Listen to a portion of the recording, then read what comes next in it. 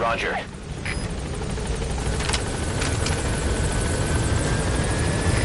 This is B-Quad. Arriving shortly at LZ.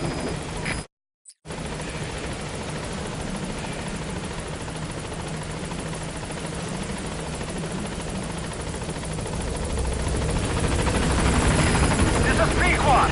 On station at LZ.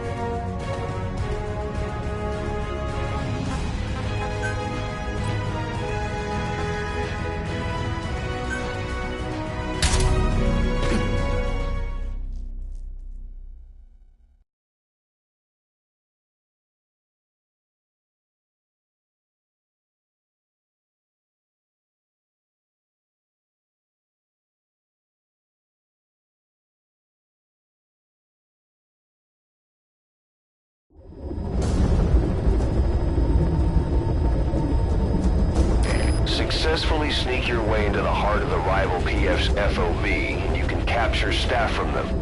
I'll be looking forward to meeting the new recruits, boss.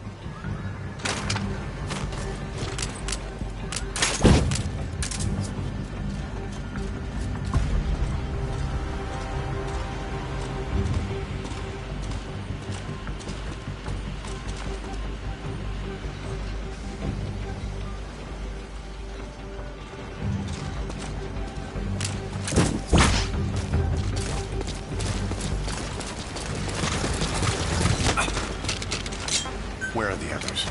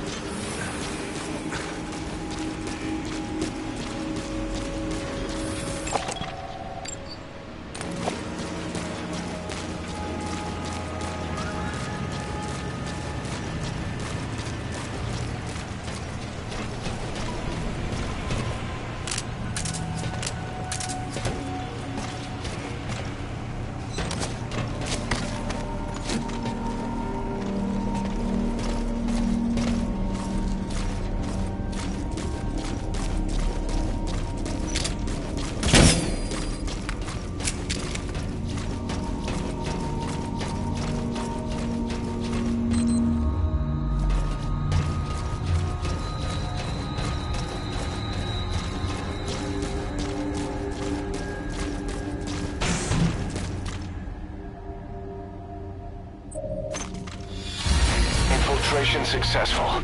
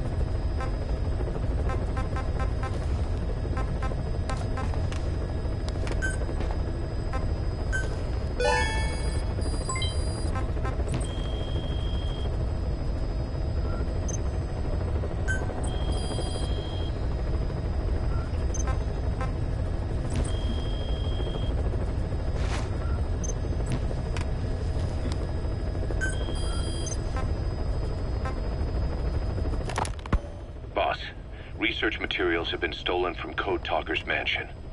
The materials were packed into 2 containers and hidden in the jungle southwest of the mansion. You have to recover those containers. The pickup crew coming for those documents is none other than XOF. That's right. They're still active, even after Skullface's death. Now that he's no longer in charge, their original chain of command has been restored. Meaning if XOF gets those documents, Code Talker's research ends up in Cypher's hands. According to Code Talker, the research papers stored in that mansion account for over 50 years of study. The problem is the vocal cord parasites. If the papers documenting that research fall into Cypher's hands, they'll take another long, hard look at them. The ethnic cleansers we thought were history will become a reality. America, Zero, will have a weapon far more powerful than any nuke. Even worse, if this knowledge were to leak, the world, humanity, can't be entrusted with this kind of power. Recover the containers before the enemy extraction choppers arrive.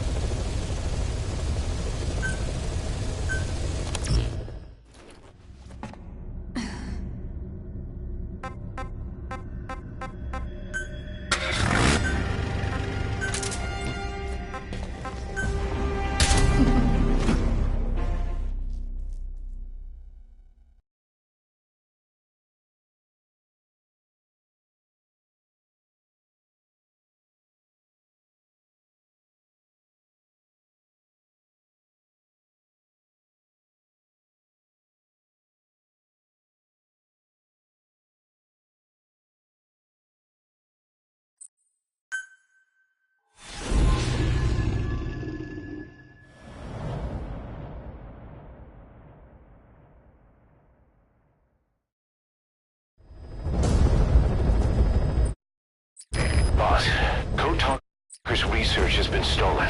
The research materials have been packed into 2 containers and hidden in the jungle southwest of the mansion. Enemy extraction choppers will be there any minute. You have to find and retrieve those containers.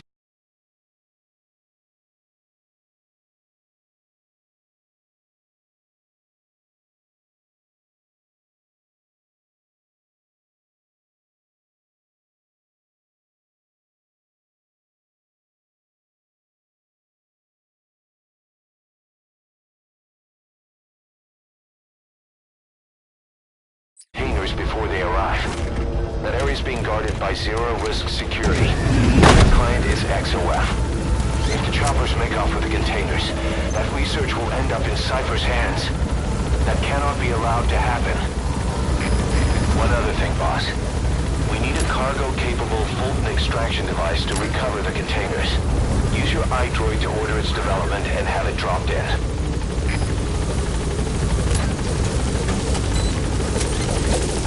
Careful down there, boss.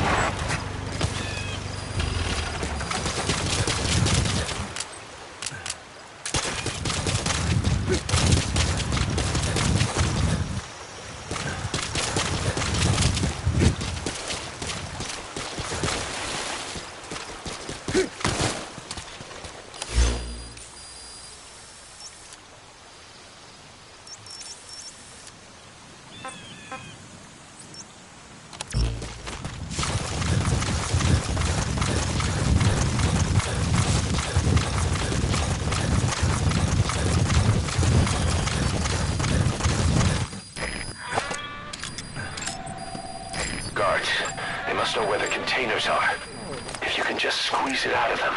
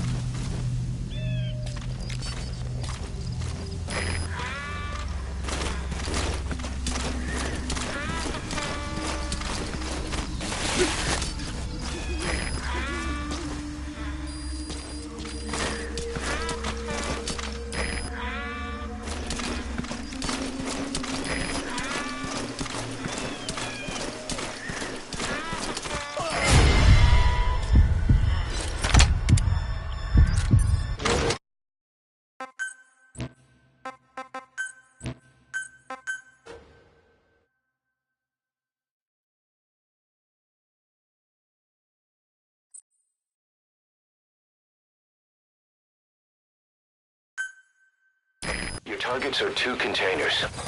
Locate and extract them both.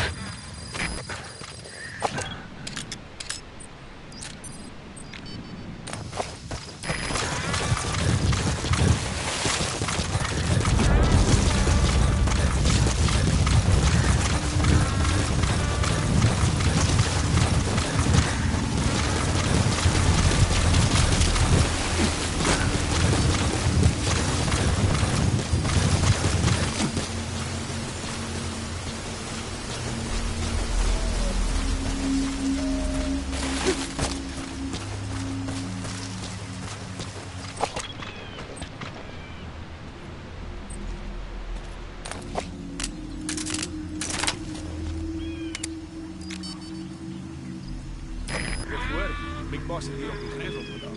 Dis nie ernstig nie. Ek bedoel, hoor die groot baas is terug en besig om te... Glo my, ek het op goeie gesag. Blijkbaar was die Big Boss van die ontploffing by die Vina Briefval veroorsaak. Hoekom sal hy 'n brandstoftank opblaas? Dis nie voor die hand. Hy haat die CIA vir die moord op sy man. En nou is die saak gedaan. Die aanval het wel op sy baas gespeeld in af. Wat het dit te doen met die vinding? Moet ek weet. Dis onmoontlik om die tred te hou met al die bande tussen die huursoldaat en die militante magte. As die lakkie aan ons kant is, dan is hy eintlik teen nog gekontrakteer word. Dis nie 'n vertroostende gedagte. Soos ek gesê het. Wees wakker. Kak. Ek sien julle. Ja. Okay.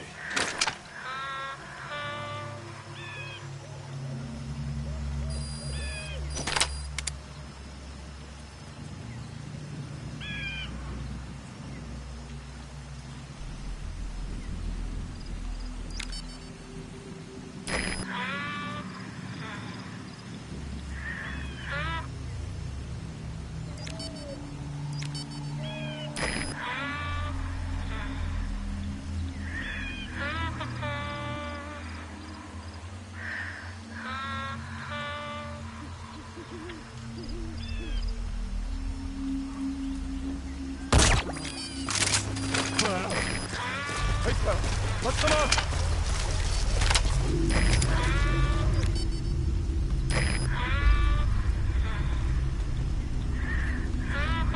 Staan op.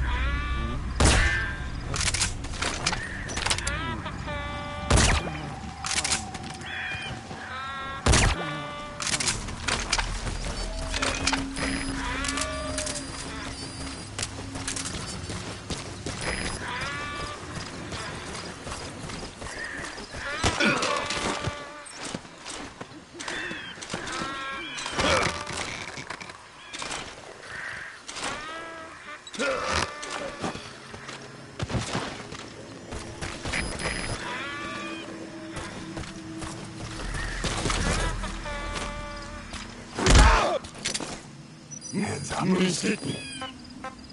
Talk. I've updated the info on your iDroid. Take a look. Get it out. The PF soldiers have no idea what's in those containers. Strictly a need-to-know basis.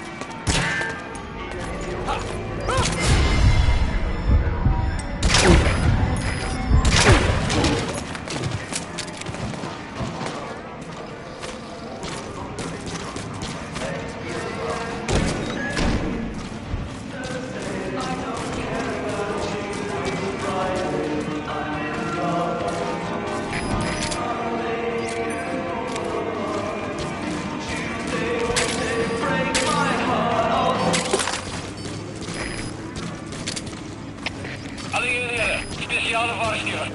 Verdedig jou posisie. Uit. Boss, looks like they're stepping up security around the targets. Watch yourself.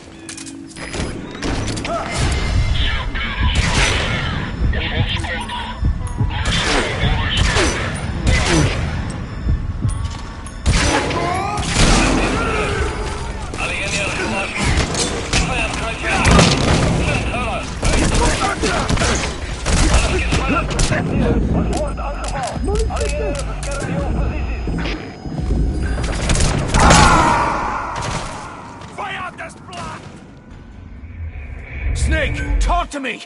Snake!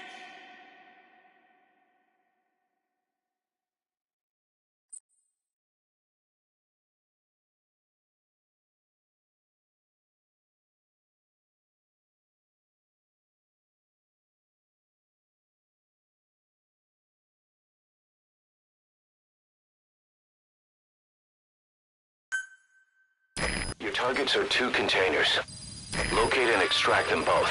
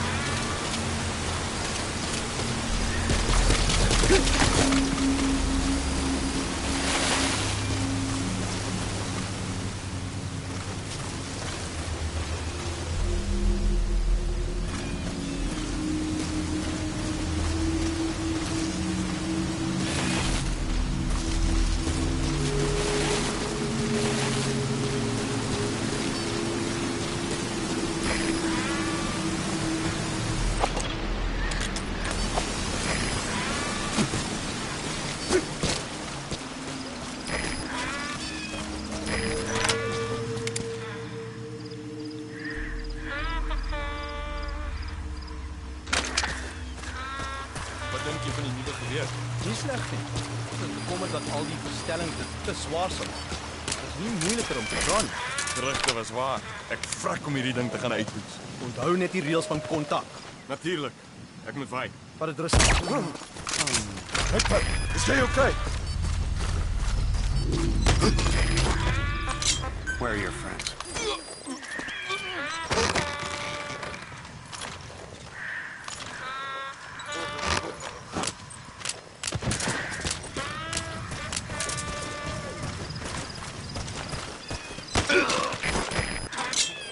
Spit it out. I've updated the info on your iDroid. Take a look. Where are the others? The PF soldiers have no idea what's in those containers. Strictly a need-to-know basis.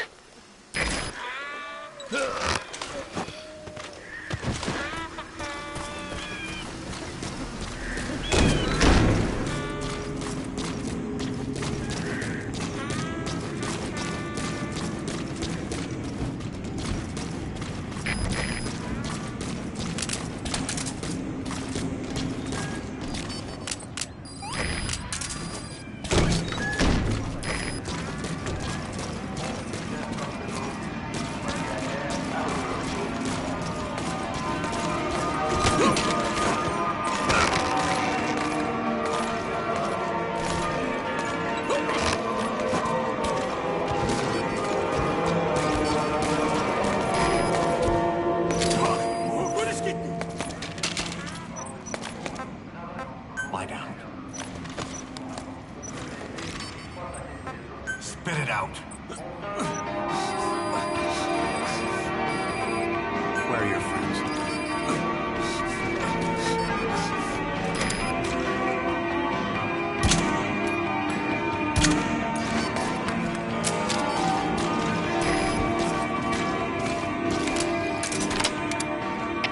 Alle eenhede, speciale waarschuwing. Verdedig your position. Uit. Boss, looks like they're stepping up security around the targets. Watch yourself.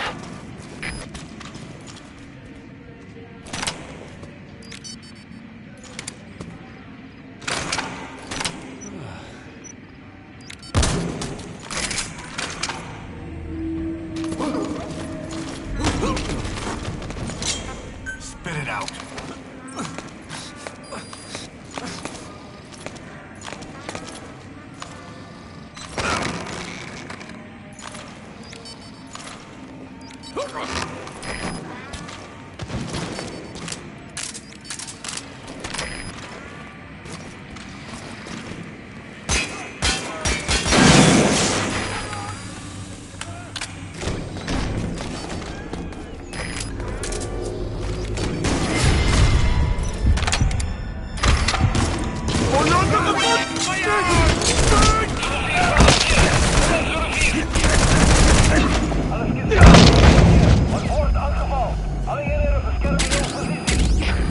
Boss, leave the intel files till later. The enemy's on combat alert.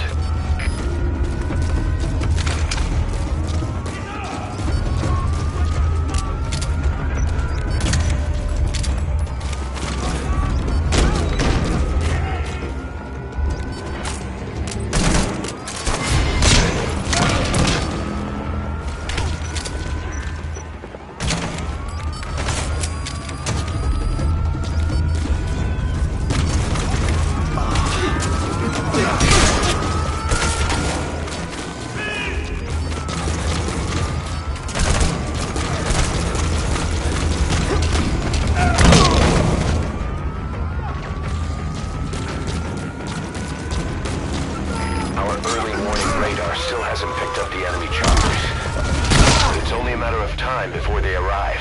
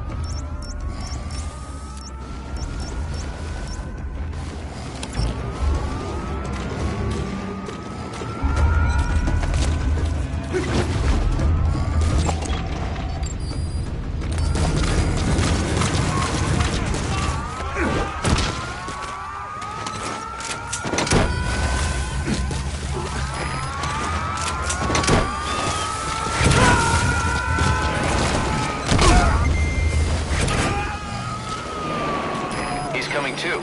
Roger that.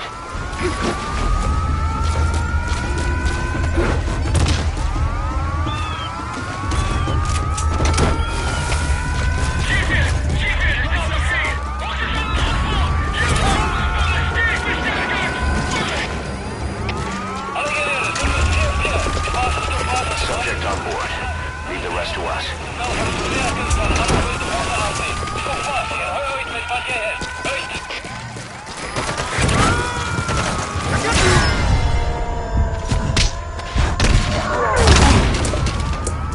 He's coming too. Roger that.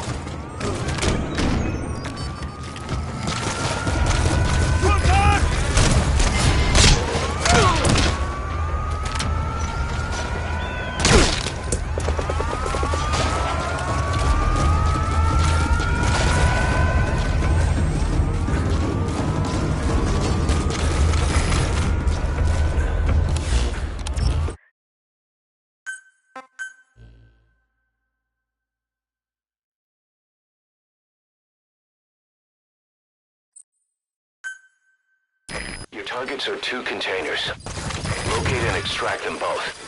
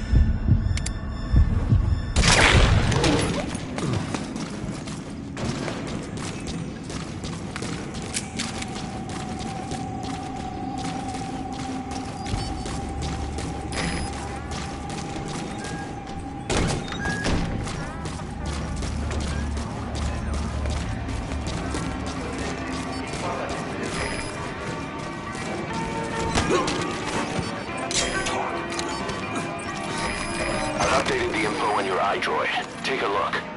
The PF soldiers have no idea what's in those containers. Strictly a need-to-know basis.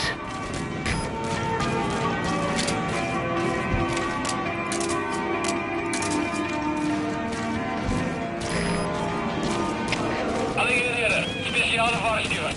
Verdedig je positie. Uit. Boss, looks like they're stepping up security around the targets. Watch yourself. You okay?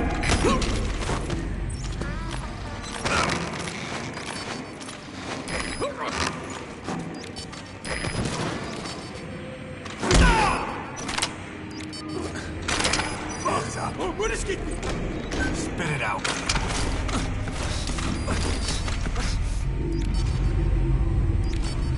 Hey! Go!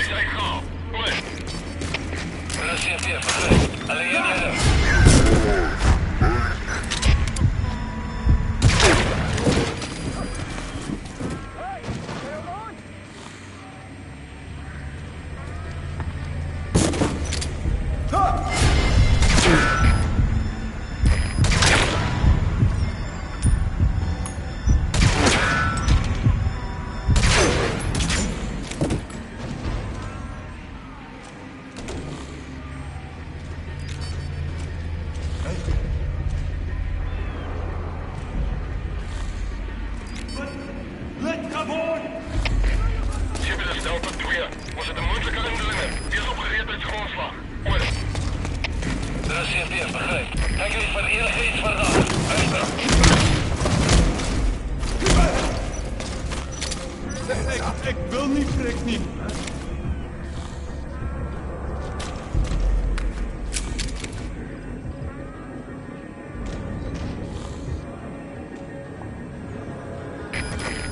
Our early warning radar still hasn't picked up the enemy choppers. But it's only a matter of time before they arrive.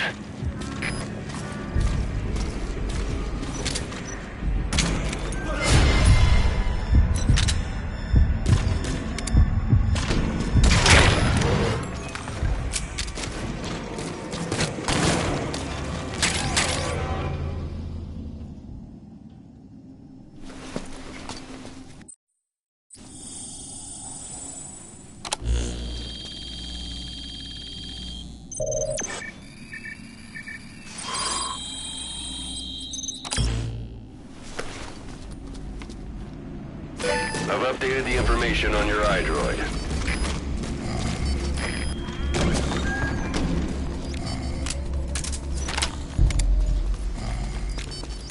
Buddy!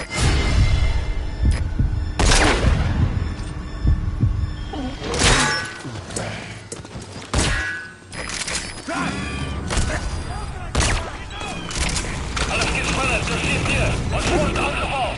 Alle eenheden beschermen jouw posities.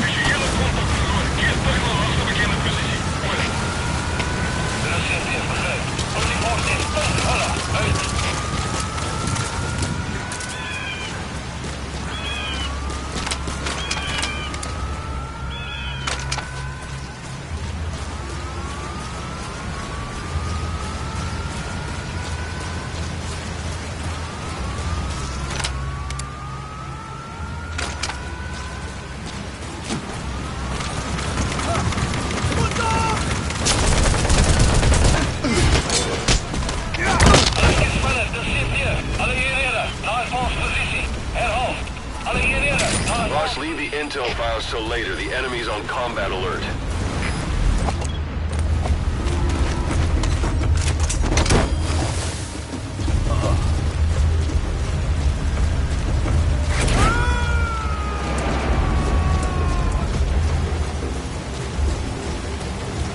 He's coming too.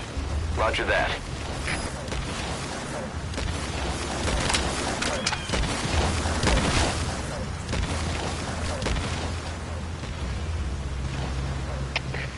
JP, dit is Delta 4. Zeg op waar verloor. Besmeet laatste punt van contact. Oor.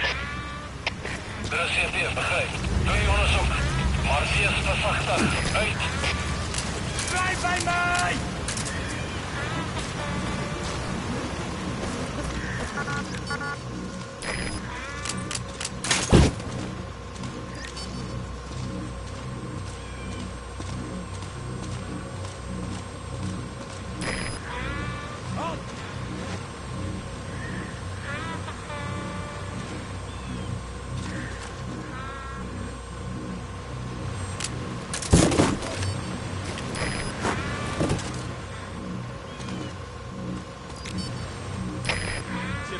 Delta 9. Geen teken van die vijand.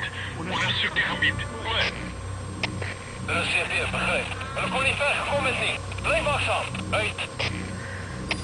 Aha. Dis CP. Ons het die vijand ingetrek, maar kontak verloor na kruisvuur.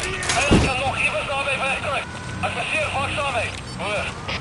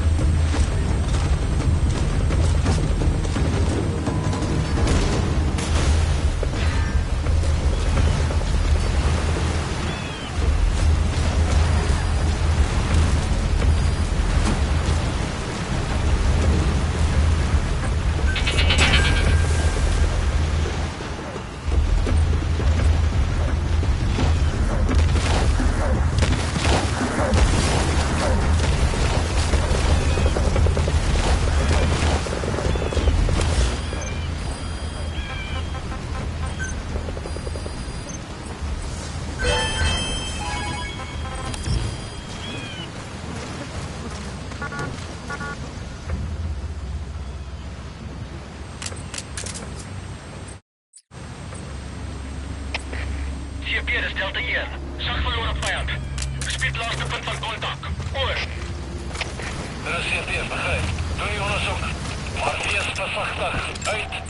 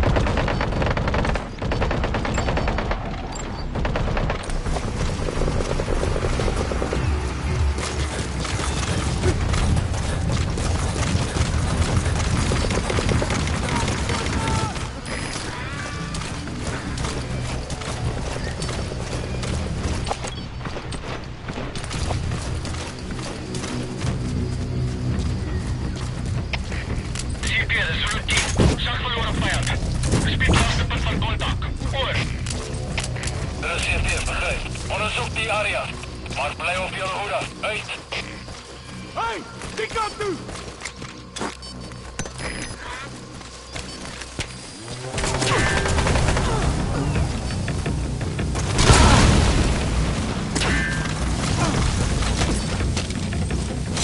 Spit it out.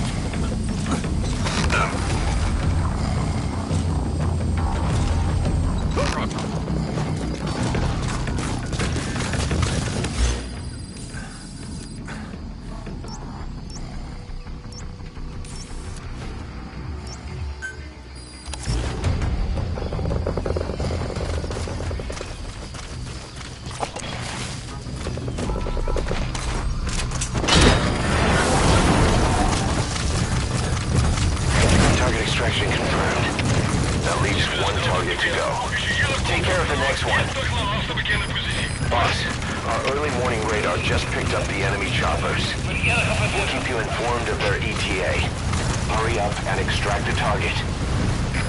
You can't go firing on the XOF choppers. If we attack XOF now, it'll be a declaration of war against Cypher itself. That time will come, but it's not now.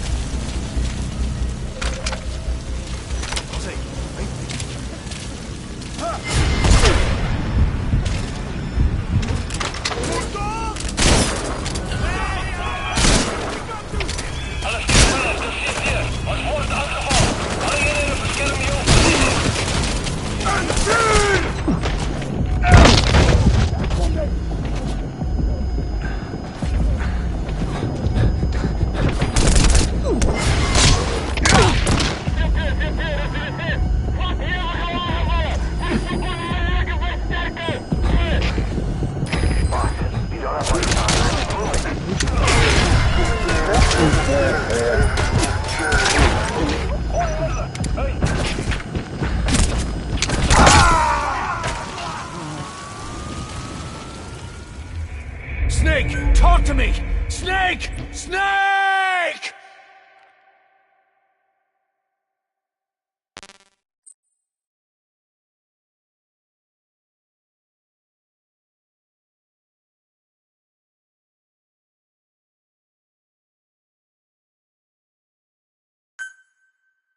Your targets are 2 containers.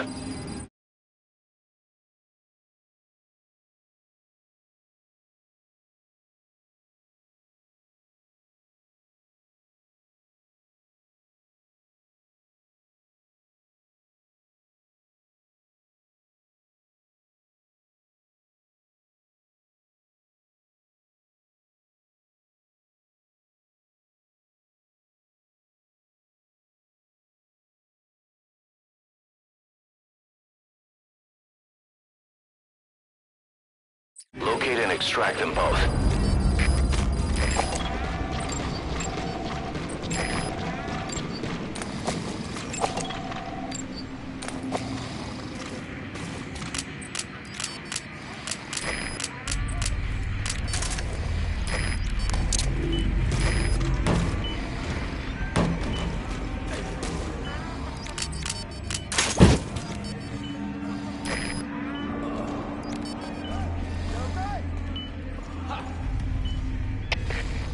Dit is Delta 6. Bedreiging gewaar. Gaan op gereedheid. Oor.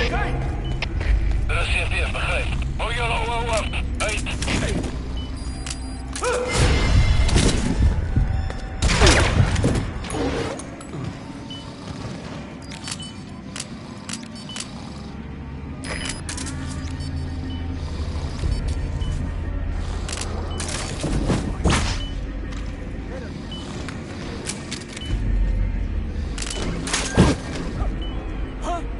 Wat de hel?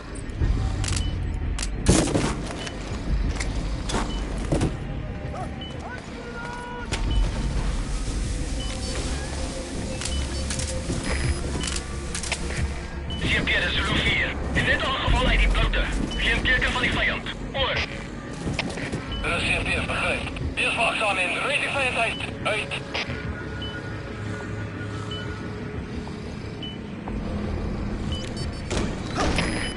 CP is Delta hier. Sien rook.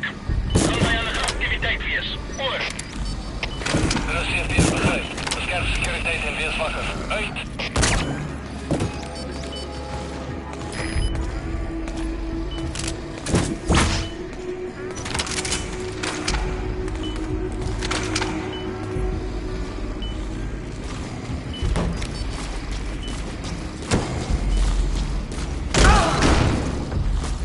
Mona, alsjeblieft. Talk. Moenie te doen.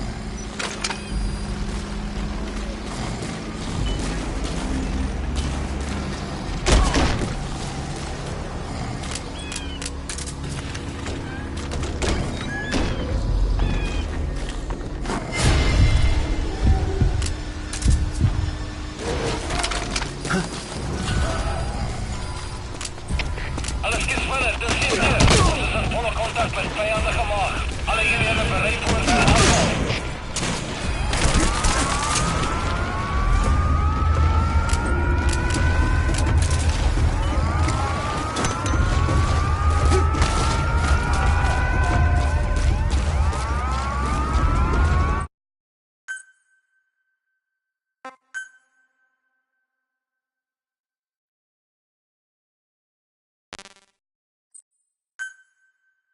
Your targets are 2 containers.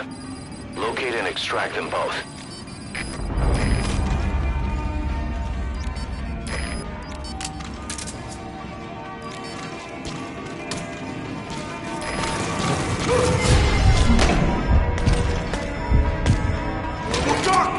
Kom uit te beklei! Alles is verder, dus CP. Alle eenheden.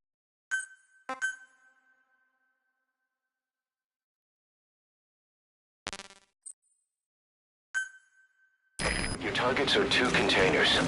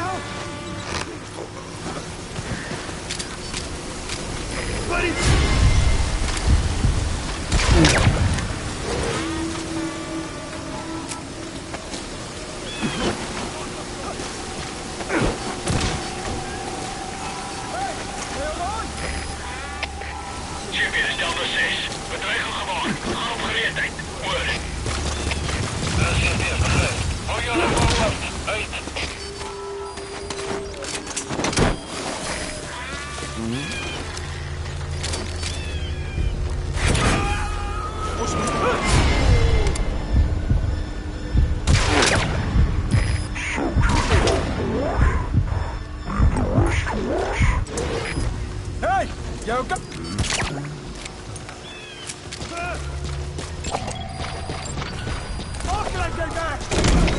Alles skiet vinnig, dis CP. Vyandige aanval in aksie. Alle eenhede. Hou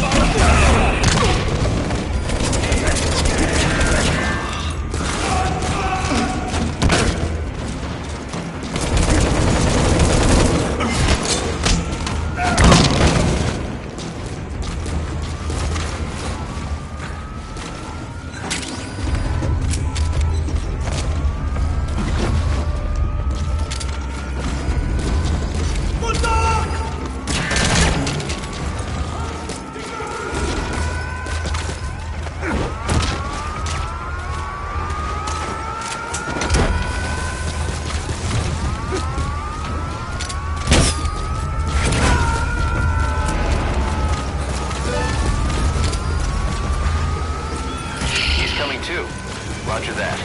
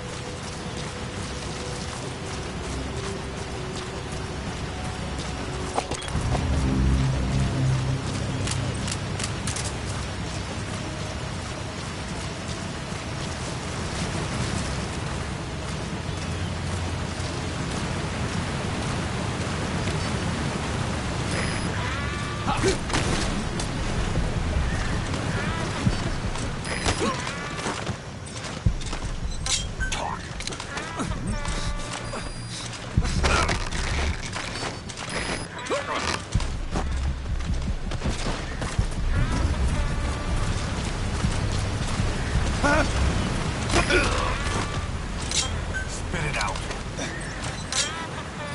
Where are the others? Where are your friends?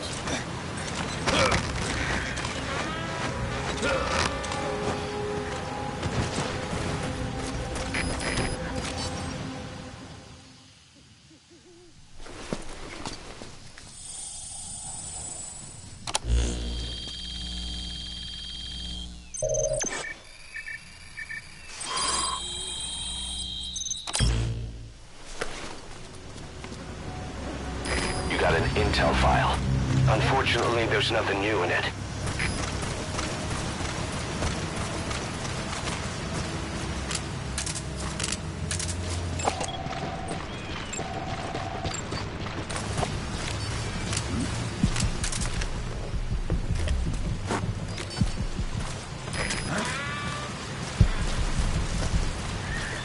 Visibility in the jungle isn't great. Watch out. You could run into the enemy at any time. Spit it out. Feel the roots. The branches become one with the forest. The forest is aware of the enemy's noise. You must be too.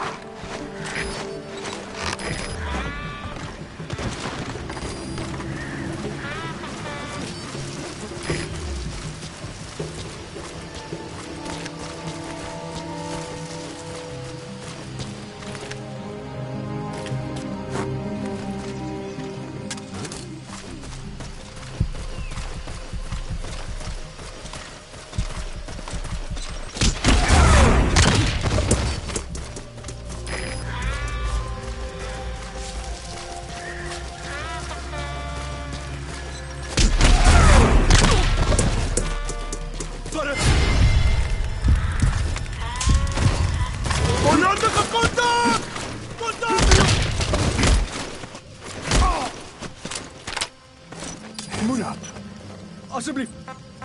Moenie spit doen. it out.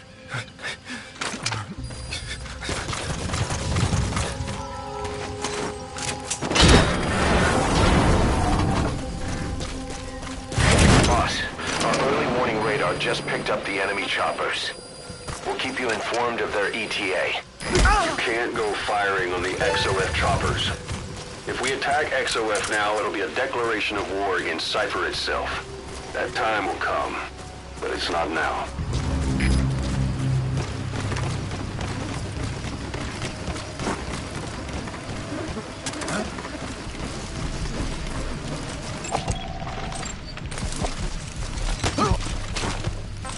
Spit it out. Where are the others?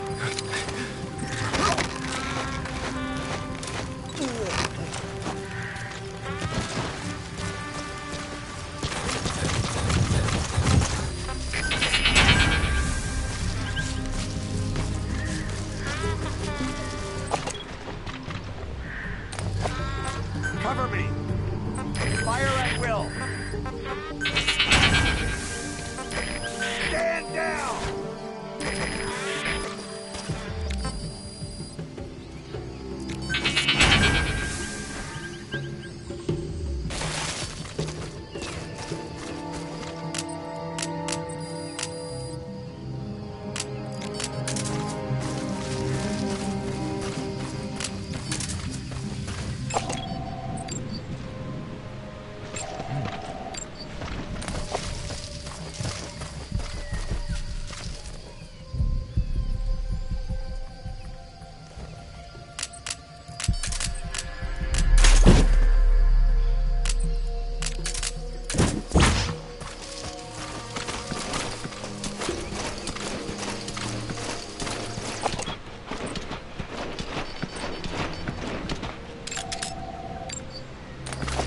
Boss, you don't have much time. Move it.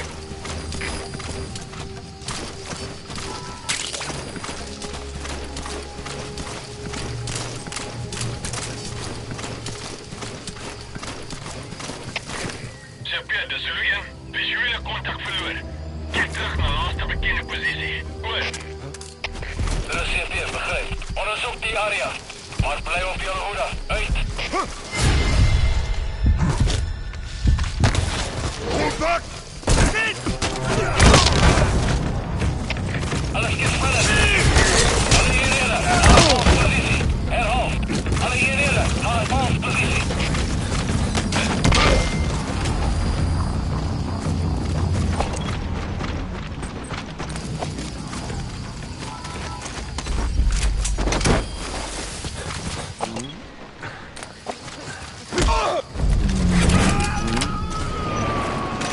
I'm gonna escape.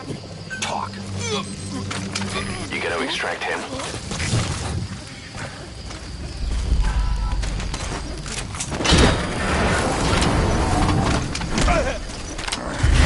All right. Target extraction confirmed. We've avoided the worst possible outcome. Exfiltrate the area. Go ahead and call the chopper. You can also exfiltrate the mission area by land.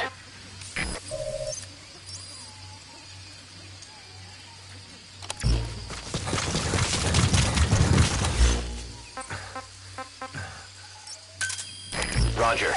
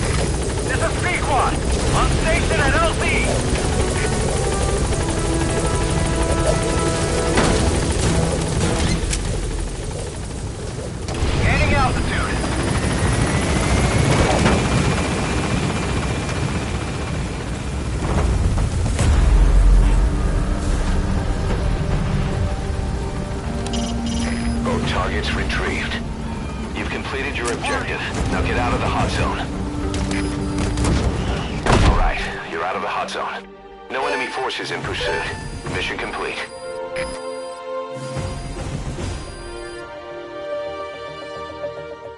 Mission complete. Great work.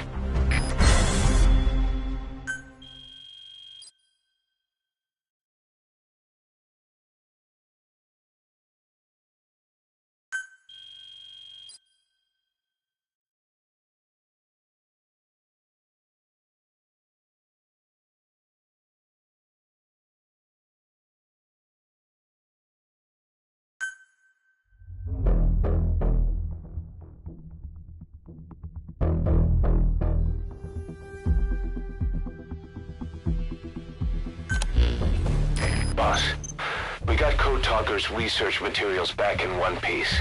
The medical team has them under lock and key in the quarantine facility.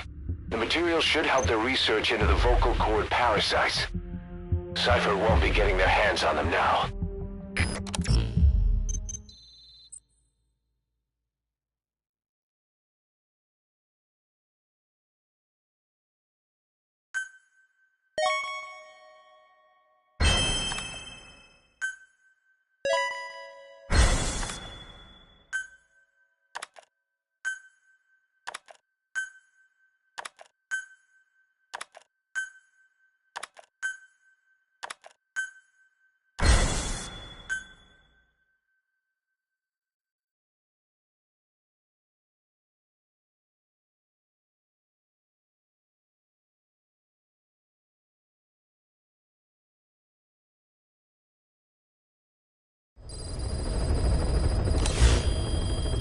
Boss, about that AI pod you retrieved from Emmerich's research facility.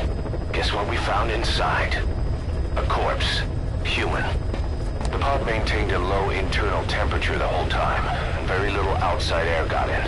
That would have slowed down decomposition. Still, the remains were mostly skeletal. Estimated time of death is between 6 months and a year ago. We put the screws to Huey about it. Listen to the tape. Turns out it was the body of someone we knew very well.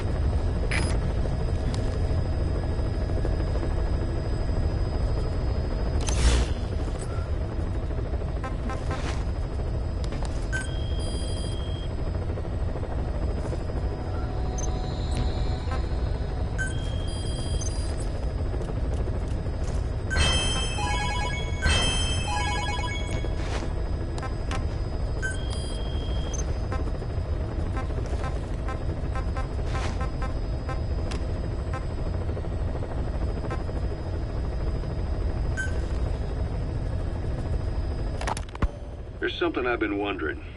Why are you called Code Talker? During World War II, the U.S. military used the languages of different tribes, including the Navajo, as codes, right? I know the term Code Talker was used to mean people sent to the battlefield to speak in those codes. Were you one of them? Our mother tongue was indeed used for war. But I did not go. I was already over the conscription age. However, I was made to help craft the codes that were spoken. So in a wider sense, you could call me a code talker for that. Navajo is a complex language, and virtually no one outside the US speaks it. They must have thought it was the perfect language to use as a code. Yeah, in the end, the Japanese never cracked it. The cipher is king in information warfare. Of course, they didn't simply speak in Navajo. They created substitutions for words according to a code book, and then translated those into our language. Young Diné was sent to the front lines of the Pacific Theater as code talkers. To fight is an honor for the Diné. They were the pride of our people. But I cannot say this history brings me joy. Words are alive. When they are spoken, life is breathed into them. They become a part of the listener. Our words were transformed into lifeless ciphers and used for war. This, after the Black Ana spent generations suppressing the language. Yeah, I'm sorry. So I guess we shouldn't be calling you Code Talker, huh? No, I do not mind. The reason Skullface called me Code Talker was because I also am responsible for coding language into the vocal cord parasites. I am the same as those young warriors, used for a cipher's sake. I must never forget that. The name, Code Talker, is a lesson carved into my being. You said Skullface ordered you to weaponize the vocal cord parasites. But you also said he wasn't the reason. And he wasn't. I was seduced by the parasites. That is a fact. How? You mean from your curiosity as a scientist? That I cannot deny. But there is more to it. The story goes back to the 19th century, to my earliest memory. One day, a man from the government visited our Hogan, our home. I cried as he yanked me from my mother's arms and took me away to an Indian boarding school. From that day forward, I became George.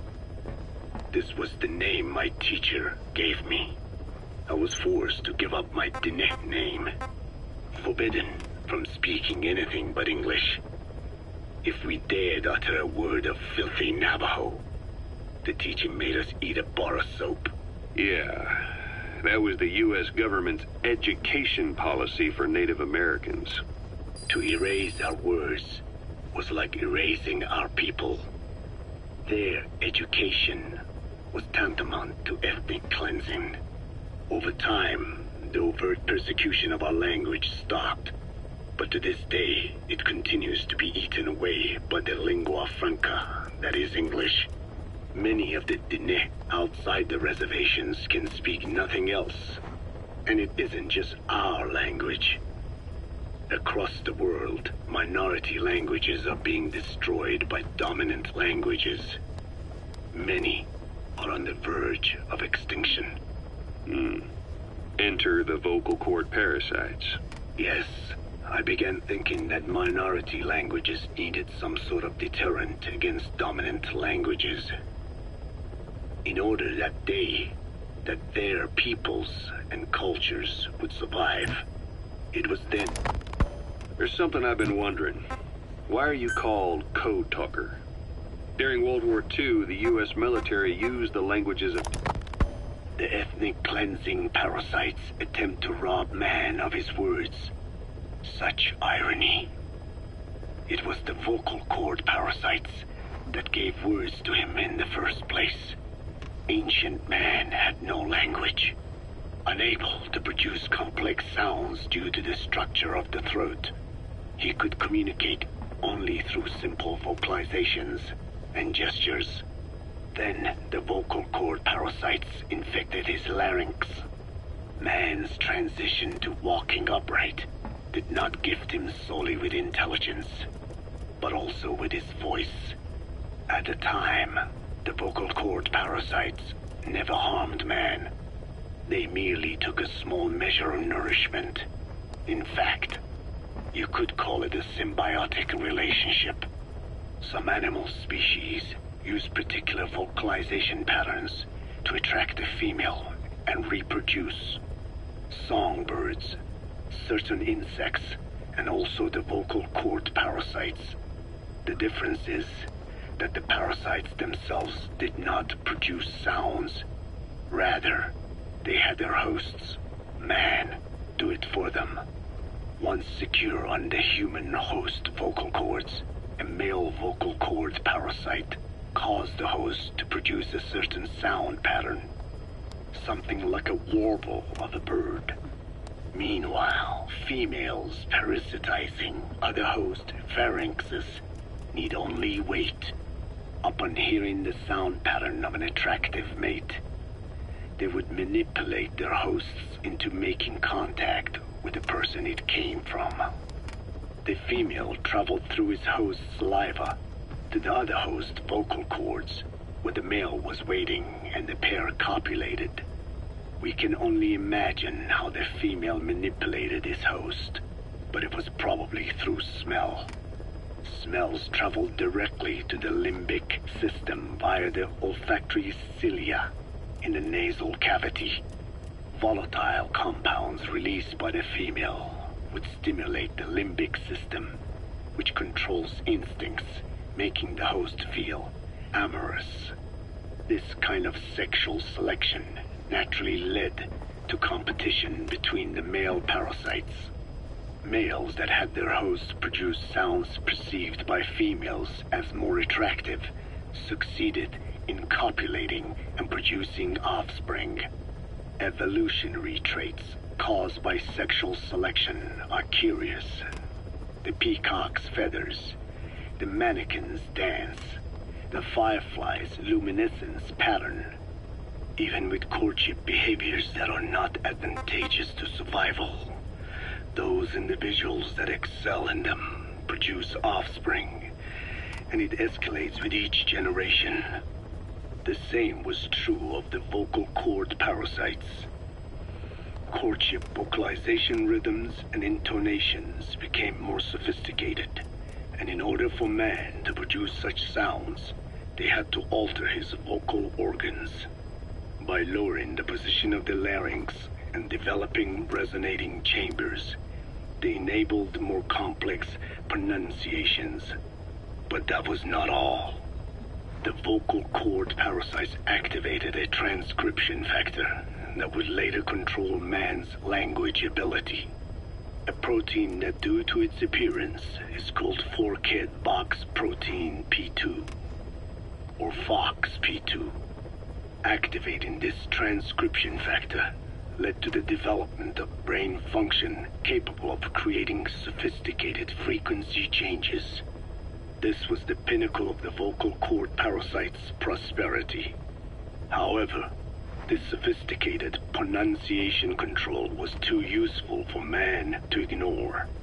Once human sexual activity ceased to be only seasonal, and having lost pigment-based sexual characteristics, distinctive vocalizations became the most effective means for humans to attract mates as well. Combined with logic pathways hardwired into the brain, or universal grammar, it was not long before advanced communication was possible. This was the birth of language. Luckily for man, it was around this time that a particular retrovirus was circulating. While not lethal, it infected not only man, but the vocal cord parasites as well. It is presumed that this virus removed part of the parasite's DNA and reverse transcribed it into man's reproductive cells. It was a vector. Among the genes it transcribed were the ones responsible for the production of language. The vocal cord parasite's vocalization genes were written into the human genome. The parasites were no longer of any use to man now. Man could use his voice as he pleased when he pleased, hindering the parasite's courtship vocalizations. Having lost their opportunity to reproduce, the parasites died out, leaving behind only the transcribed genes. The vocal cord parasites were once in symbiosis with man. Its genes even became a part of his. Humans and parasites are extremely close. As such, it will be extremely difficult for man's immune system to eliminate the vocal cord parasites. Even cutting them out will be no simple matter, which is exactly why these ethnic cleansing parasites are such a formidable weapon. The rise of the vocal cord parasites goes back approximately 300 million years to the Permian period. At that time, they were not even parasites, but predatory autotrophs. They are believed to have been the common ancestor to the Pentastomida and the Cyclops genus of copepods.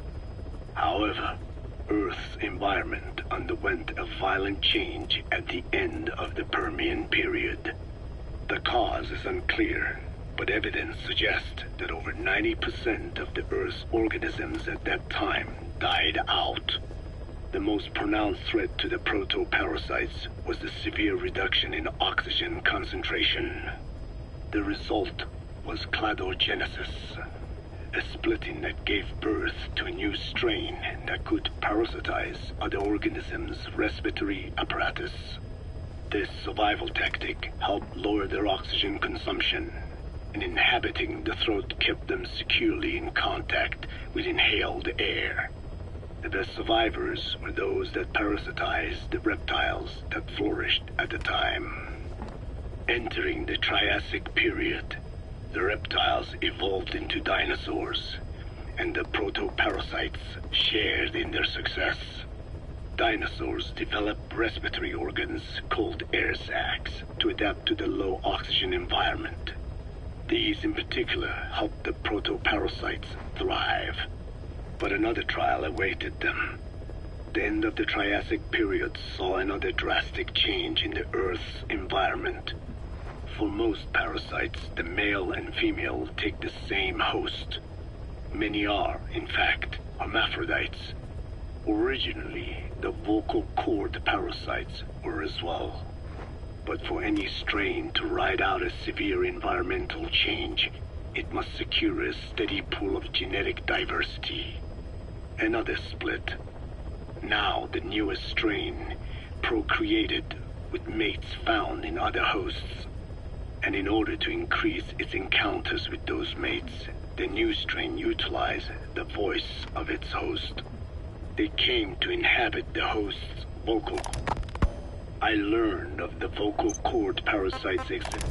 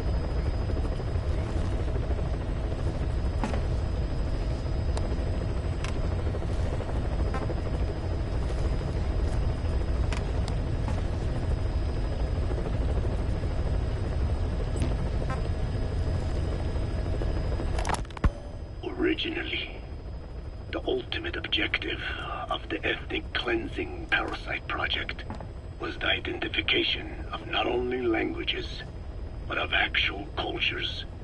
Language is deeply connected to ethnicity, but many languages are employed by multiple ethnic groups, and confrontation between those ethnic groups is by no means rare. If the cleanser parasites were to be a deterrent against ethnic conflict, they had to distinguish between groups using means other than pure language. The original plan called for this to be achieved by differences in the transmission vector. Each ethnic group has different lifestyle customs and eating habits. For instance, parasites living in shallow water and taken in through the skin could be used to target rice farming groups, or parasites using cows as their intermediate host would be ineffective against cultures that abstain from eating beef. But that is a lofty goal indeed. The current parasites mainly rely on droplet transmission. It would take extensive time to alter the transmission route. I eventually learned that the Ethnic Cleansers project had been shut down. It was Skullface who put it back into operation. But despite that, he told me to forget about the transmission route and just focus on language identification. I do not know why. I understand that the Chinese philosophers who discovered the relative species of parasite originally planned to develop a phonogrammic Alexia parasite. The left temporal parietal region is home to the part of the brain that identifies the phonetic symbols of the English language. They wished to create a strain that would parasitize that region and suppress its literacy functions. The brain area responsible for identifying the logographs of Chinese, meanwhile, is in the left middle frontal gyrus, meaning that even if native speakers of Chinese were infected with the parasite, the literacy would be unaffected. Old and new, east and west, there is no limit to the delusions of those in power. But this delusion threatens to become a reality. I have to do something to stop this. There must be something I can do.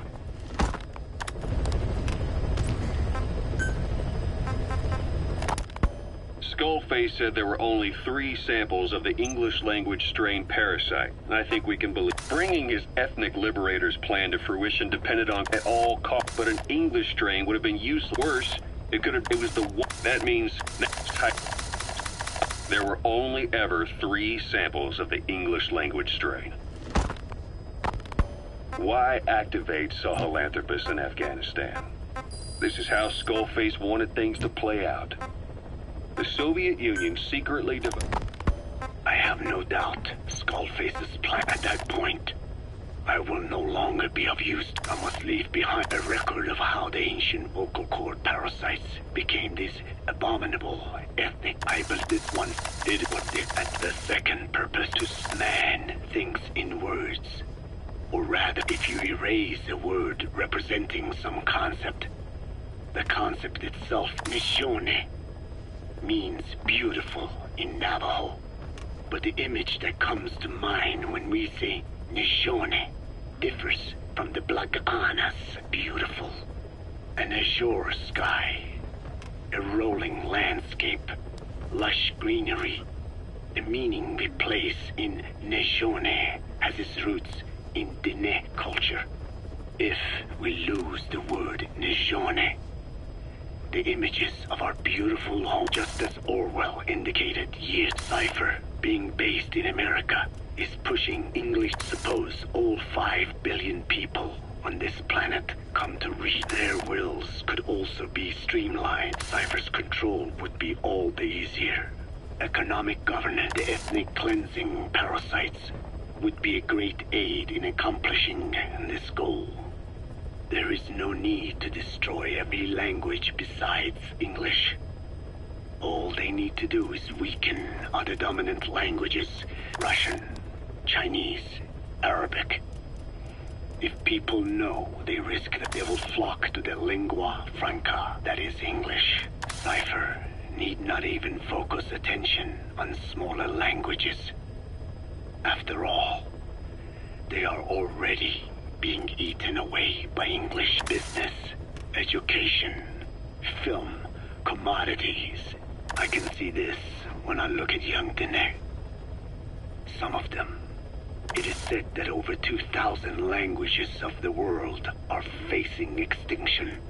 This very moment, cultural concepts and forms of expression are disappearing. The spread of electronic networks have no national borders. By basing them on a single language, they can penetrate deeper into and between people. That basic point of unity provides the ideal environment. But how does this differ from building the Tower of Babel?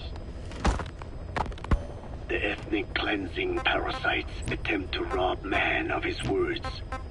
Such irony. Hewitt's dug up some interesting facts about our skull-faced friend.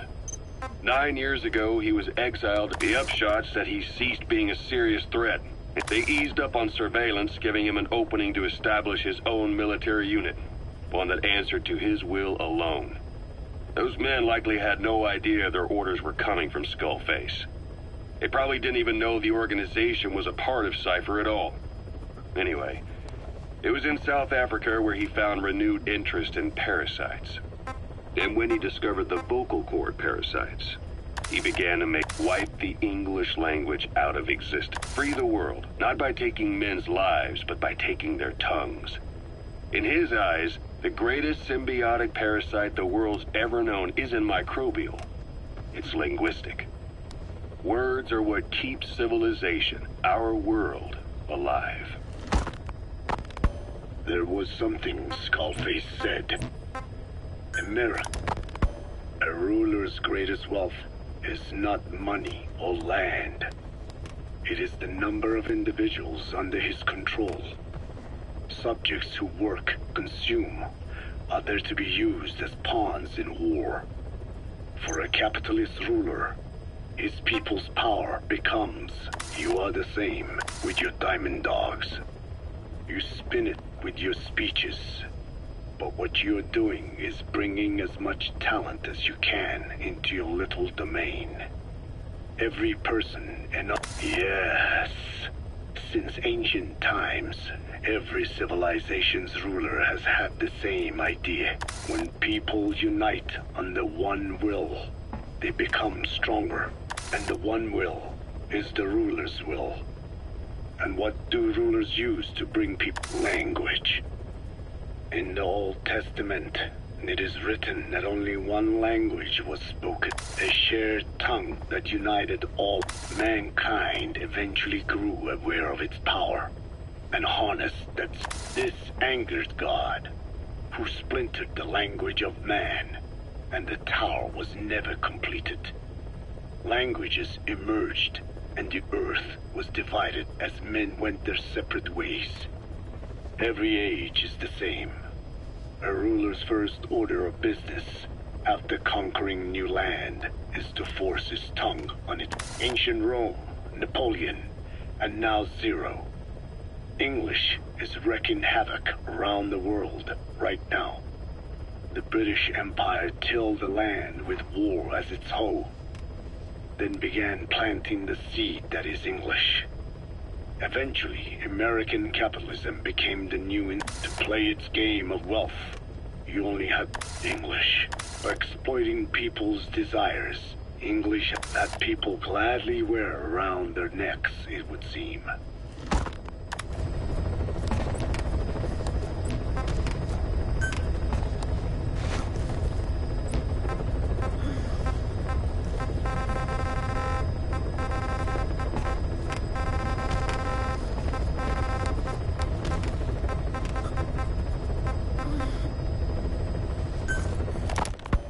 Fine. Yes, Strangelove was doing AI research in that lab. Why hide that until now? Why? Okay, so what? I wasn't working alone. You've got to understand. You do understand, right? I didn't want to drag her into this. It's my load to bear, alone. So you didn't create the AI intended to drive Sahelanthropus. It was Strangelove. Skullface was never in favor of AI control. So naturally they argued. Strangelove, she got him angry and he killed her. How? You didn't see it? So you found her inside that pod after the fact. And you just left her body to rot in there. Or perhaps you put her in there afterward. I asked him not to take her away from me. So she was killed by Skullface, but you asked nicely, and he put her body in the AI pod for you? That's right. Pathetic. You know, we have another idea. That you killed her. Me? I couldn't kill her. You killed her and locked her body in the pod. I wouldn't. Don't treat me like one of you. I can't just kill anyone whenever I feel like it. I'm a normal human being. Oh, I see. So you just shut her inside and waited for her to die. I would never do that. What, you mean she killed herself? Yes. She climbed inside that pod and shut the door. It can't be opened from the outside. It was suicide. Suicide, I said. She killed herself. She got in when I wasn't looking and suffocated. She'd often try to do things like that. By the time I realized and opened the door, she wasn't breathing. I got scared and shut the pod again. I couldn't bring myself to open it back up. That's right. Me? Kill her? What is wrong with you? I see. Just tell me one more thing. Haven't you gotten enough today? Okay, I see it's a painful memory. You don't have to answer, just listen to the question. You see, we examined her remains. She had a scar on her lower abdomen, a surgical scar. It had been stitched up and had fully healed, meaning it was long before her death. She had a child, didn't she? Your child. Where's the kid? How should I know? So there is a child. I've never seen his face. What do you take us for? They took it all. Even my child. I didn't even know he'd been born. I lost everything. How old would he be? It's 4 years since then. And you know it's a boy. Strangelove said so. And his name? We called him Hal, even though I never saw his face.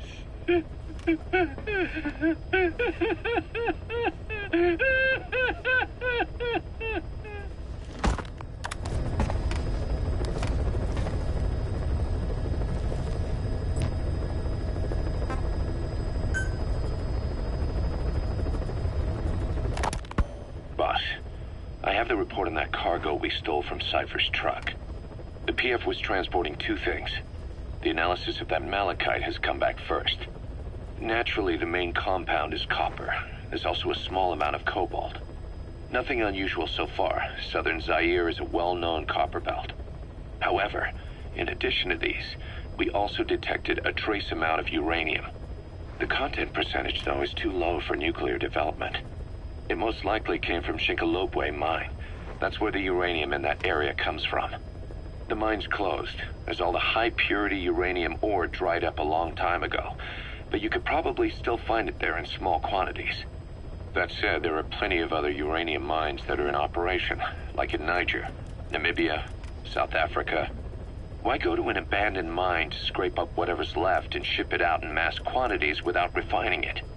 They were transporting that yellow cake too, which would suggest they have the technology to refine uranium. Anyway, that about sums it up. Unfortunately, the analysis of that yellow cake is taking a little longer. I'll let you know when it's done.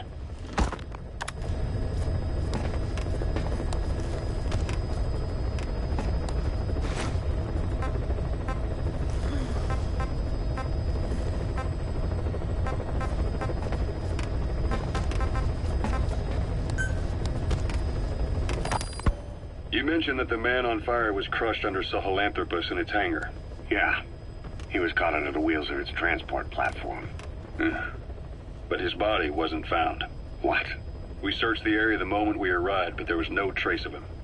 I wasn't hallucinating. I know. I trust you on that.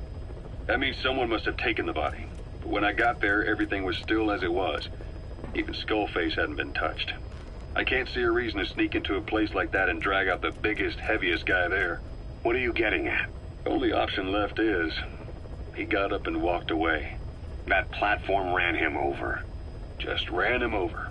You're saying that's not enough? I don't want to believe it, but maybe not. He shrugs off bullets, even rocket strikes. There's no reason to think that would finish him.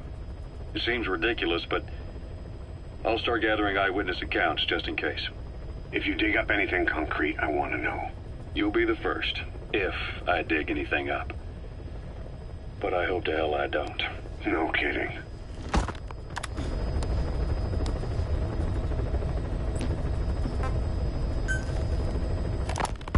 Volgan, the GRU colonel, was burned alive with a Shagohod during Operation Snake Eater 20 years ago. Despite suffering severe burns to his entire body, he still clung to life. After you left Seleniarsk, Volgan's body was taken to a research institute in the outskirts of Moscow, but modern medicine couldn't explain why he was still alive. Not that the colonel was any ordinary man to begin with. That constant electric current he had running through his body that he could unleash at will. To be honest, I was always uncomfortable around him. Thought I might get electrocuted just by standing nearby. The institute studying him was tasked with investigating and developing human paranormal abilities. The comatose Volgan was used to further the Soviet Union's research into such abilities. But not long ago, the facility burned to the ground. And Volgan's body was never found among the rubble, even though the fire started in the room where they were keeping him. This occurred at around the same time you woke up. If Skullface was right, and a thirst for revenge can turn a man into a demon and keep the dead alive, and this man on fire who's been coming after us ever since you woke up, well, that just might be what's left of our old friend Volgan. It's not over yet. Back in '64, in Seleniarsk, you brought his plans for a utopia down in flames. That grudge is what's keeping him alive. The day the research facility holding Volgan burned down, a Soviet jumbo passenger jet happened to crash nearby, far away to the north of that hospital in Cyprus. On board the plane was a young boy who was being studied at the same facility. The plane fell to Earth from over 8,000 feet, but the boy's body was the only one not recovered. At almost exactly the same time as the crash, Volgan awoke in that facility. According to the Research Institute's documents, the gifts this boy demonstrated included psychokinesis and telepathy. To protect his mind from being inundated with other people's thoughts, he always wore a kind of gas mask. A rudimentary form of psychic insulation, apparently. We don't know where this boy is, but if Skullface is connected to him, we may cross paths with him yet. This boy is part of a new age where nothing we understand about the world makes sense anymore. Don't let your guard down.